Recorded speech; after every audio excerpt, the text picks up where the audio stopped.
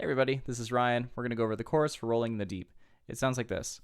We could have had it all, rolling in the deep. You held my heart inside of your hands, and you played it to the beat. There's a lot of really great ways to learning how to play these chords that I'm playing. They look like bar chords, but they're not. They're actually called fun bar chords. So we're going to go over that. We're going to go over the strumming that I'm using to kind of make it feel more groovy rather than just rolling in the deep. You can add a little more spice and flair with the dynamics and the accents and all that kind of stuff. So we're going to take a look at this together. We are starting with a C minor, what would be a bar chord like this. But what makes this fun is that we're not actually going to bar it. So with all of these fun bar chords, you traditionally are barring across all the strings like that to make it ring out. And as a guitar player, I don't like playing bar chords either. So I make them fun by just lifting up my wrist very slightly. So that way I'm not actually barring this string anymore. It's muted. And so now, instead of my first finger having to go across all 5 of these strings, now it's only responsible for the 1 string, which makes it a lot easier and a lot more fun. So we have first finger, 3rd fret on the A, ring finger, 5th fret on the D, pinky, 5th fret on the G, and middle, 4th fret on the B.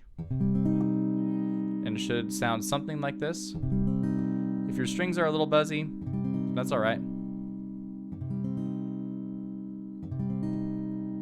These are still 4 different strings to keep account of and have them ring out. And, you know, maybe your strings are old or your guitar's not set up properly.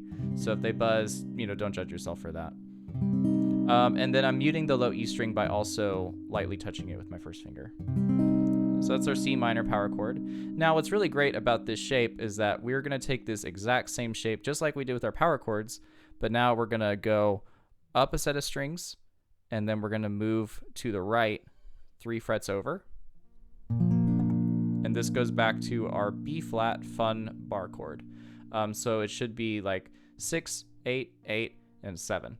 And then the bottom 2 strings are muted. And those strings are muted, again, by me just very lightly lifting up my wrist to lightly touch them. Not where they're off, but just enough to touch them.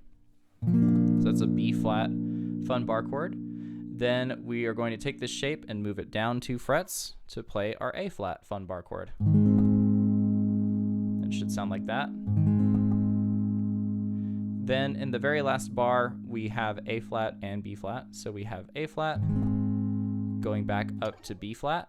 And then one of the hardest parts of this is just shifting from this B flat over to this C minor fun bar chord here. So we'll go over that more in the practice video. But let's take a look at what the strum pattern is. So I do this.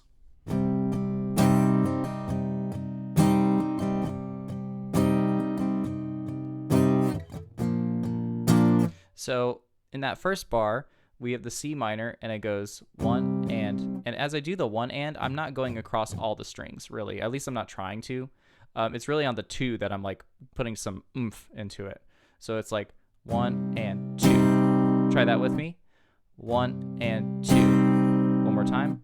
1 and 2. Now, after that accent, then we have the 16th notes. So it sounds like this in context. 1 and 2 and up. And so that's a down up on the 16th notes. So let's just try basically this 1 bar and loop it over and over like this.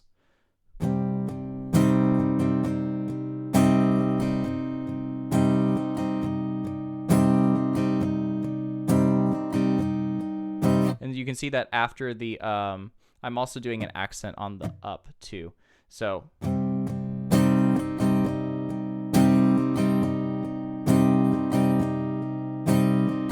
That adds just a little more syncopation to give it a little more of a dancey feel. But you don't have to add the accent on that last 16th note. You'll also notice that at the end of this first bar that there are 2 dead strings on the on the last 2/16 notes of that fourth beat. So that basically just serves as a way for me to transition from C minor to B flat. So it looks like this.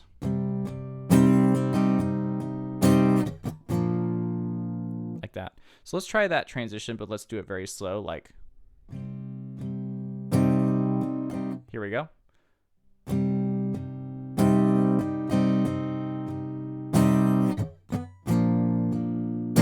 And then we do the same strum pattern on the B flat and the A flat. So let's try that transition one more time. Here we go.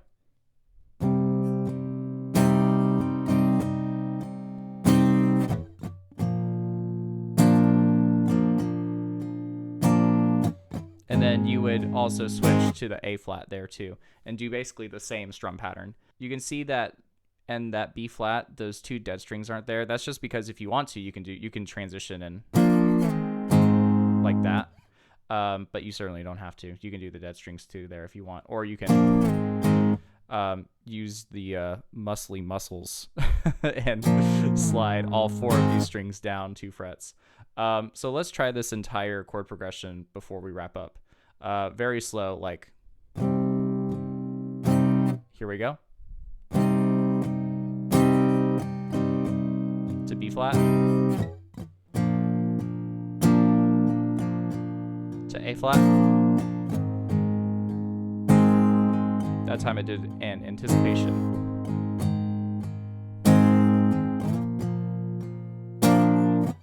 And then again, the dead strings just served as a way to transition to the C minor.